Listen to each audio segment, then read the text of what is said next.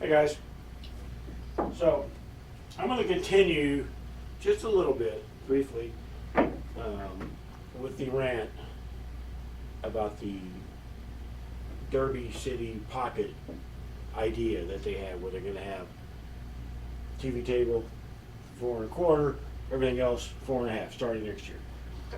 I just did this video last night. If I can figure out how to do a dealy-do, that I'll put one out there if nobody's seen that one yet. So yet, this is a hypothetical situation, okay? Hypothetically, on a 4.5-inch pocket table, say, I'm a favorite over Federer Gorst.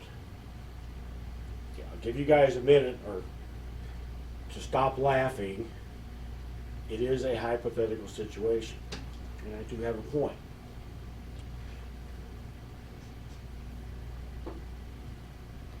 On a 4.5-inch pocket table, I'm the favorite over Federer. Stop laughing. On a 4.25-inch pocket table, Federer's a favorite over me. If we can imagine this scenario, you could substitute me for Alex or John Brumback or somebody that's actually talented. If whoever assigns the tables out for the matches, the tournament director or whoever's doing that, is aware of this fact, and let's say they have money on me, they would not want me to be playing Federer on the TV table, unless they can avoid it, because I'm not the favorite over there. They would want me playing Federer on one of the 4.5-inch pocket tables. If the tournament director or Accustat or whoever picks who gets to play on that table, if they have money on Federer, well, in reality it doesn't freaking matter, but this is hypothetical, they would want that match to be on the TV table. So they could, in theory, manipulate their odds of winning by which match they place on the tougher table. Now I understand that nobody ever involved in pool has ever done anything even slightly nefarious or dishonest for the sake of money. So hypothetical, like I said, another hypothetical that could go along with that would be the practice of side betting. Someone may decide to bet on me once they find out that it's going to be played on 4.5-inch pockets. They could, or the other way around. They could dump all the money and not bet on me at all if it turns out it's going to be on the TV table. People could do this. I know, like I said, pool players don't do anything like that ever. But first time for everything. That is a saying, and sometimes sayings like that are true. One of my commenters made a comment about yesterday's video that I just flat out hadn't thought of. He's absolutely right, though. It's just and this is just another reason that this is a horrible idea. Having two different size pockets is a horrible idea. Let's say my hypothetical situation yesterday was I just had a really good run and I kept going undefeated. And meanwhile, Alex was having just a normal tournament day for him, and so of course he was going undefeated. Alex is going to be playing more of his matches on that TV table and getting used to that, to those tighter conditions and all that, making whatever adjustments he can or feels like making. And meanwhile, I'm oblivious to any of that, and my first exposure to that tight pocket table in that scenario is when I had to play Alex or somebody else that's been playing on that table. 100% unfair, and like I said, yet another reason why it's a horrible, terrible idea to have two different size pockets in a tournament. Yeah. Yesterday I was also ranting about just the fact that they shrunk the pockets down to 4 1/4 from 4 1/2. That is a concern for me, mainly just because it changed the game around and made people play differently. Made a lot of people play differently because they could no longer count on shots that they could probably count on 4 1/2 inch bottles. But to me, that's an annoyance. But having different tables in the same tournament with different size pockets, to me that is a horrible idea. And I've mentioned that before. So I'm going to shut up about that for now until I get another comment that reminds me of something else. It is Monday night now, and it has been a week since I got the Richard Black cube. And I'm going to tell you what, I don't think I ever have done like a, hey, it's been a week, this is what I think of it so far type of video. Well, I'm going to do that right now because I'm very excited about everything about this cube. I'm very excited about how it looks. I'm very excited about how it plays. It squirts less than my other cubes with the stock shafts. And looks fantastic. Richard Black has exactly as much street credit in my mind as a Southwest. A lot of people would say it has more. And I play well with it. So, checks all the boxes. I talked about that in a video a long time ago. This cube absolutely checks all the boxes. And I find myself going, where have you been all my life? That type of deal.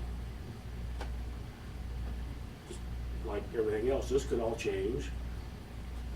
And I could stink up the place either today or tomorrow or next week or whatever.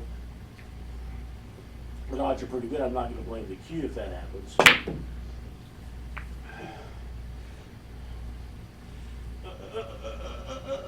Almost made that. Thought I got a good shot. Shitty leave to make me have to shoot that, but still. When I first got this cube, shot a couple days with it, I was like, yeah, this is a good cube. Ended replacing the tips. I didn't know what tips were on it. There's two shafts, that's why I say tips, plural. I didn't know what were on it. They seemed a little bit thin to me. I replaced them with triangles tips, which is what I'm used to. The thing about those tips, two things about those tips, is I guess they were like Richard Black tips. I don't know, I just read that on Easy Billiards or something that somebody called it like an RB tip. Okay. And the other thing was, I could just take my thumb and pop them both off. The glue had either failed or there wasn't enough of it on there or whatever. They weren't on there very good at all. And that could have explained a little bit of the reason why at first the key wasn't playing particularly well when I first started trying. But now it's freaking great. You know, I have no more excuses now for missing. If I miss, you know, it's my fault. And that's kind of what I want, is for things to be my fault and not be blaming equipment. I have a tough time with this shot. This ball is 2 diamonds up. I have a tough time with this shot sometimes. I'll miss it. I'll hit it here, just like I just did. And then it seems like there'll be one time I'll put like a magic stroke on it and spin it back to like here. And I haven't figured out how to do a magic stroke on purpose. If I ever do, you know, I'll make a video about it probably. See, I could hit here forever. I feel like I could. That's putting kind of the maximum spin on the ball. And it's coming with the cue ball on this line as well. And I'm over here, I'm much more likely to make the shot when I'm not talking to the camera. But backing it up, it's interesting, I guess. A little bit annoying that, like I said, if all I ever did was hit here, that I would just say, okay, banking it at that angle is beyond my limits. Perfectly fine. But because every now and then, the ball will come back at like this angle and hit the short rail, that tells me that it's possible. And I know I did a video a long time ago about if you can find your limits, then in theory, your inner pool player can hit anything within those limits. So I know that it is possible to spin the ball back to here on that shot. That means I know it is possible to just put it in the hole. I'm not sure I ever have put it in the hole, that particular setup. I probably have, but not when I've been just down here messing with it, practicing. So I'm going to shut up now. I appreciate y'all listening to me add to last night's ranting. And I'm going to try to get back to pool a little bit more. I'm fired up this year. Anybody that's a long-term subscriber will remember that this time last year, I went into like a post-Derby City doldrums, I call it. I didn't care about pool. I was like, well, I'll just take a few weeks off, whatever. I'm not going to try very hard for a few weeks until I get, my motivation back. This year, my motivation, my give-a-shit factor, left me before the tournament. I showed up the day of the tournament, going, I don't know if I even want to bother playing. Luckily for me, as soon as my first match started, then I got excited about the tournament, and I remain excited now, even though it's been over a week since I've been out of it. So I would imagine this excitement would stick with me for a while, at least, especially because of the new to me cue, still got the new cue smell and all that. And I'll talk to you guys later.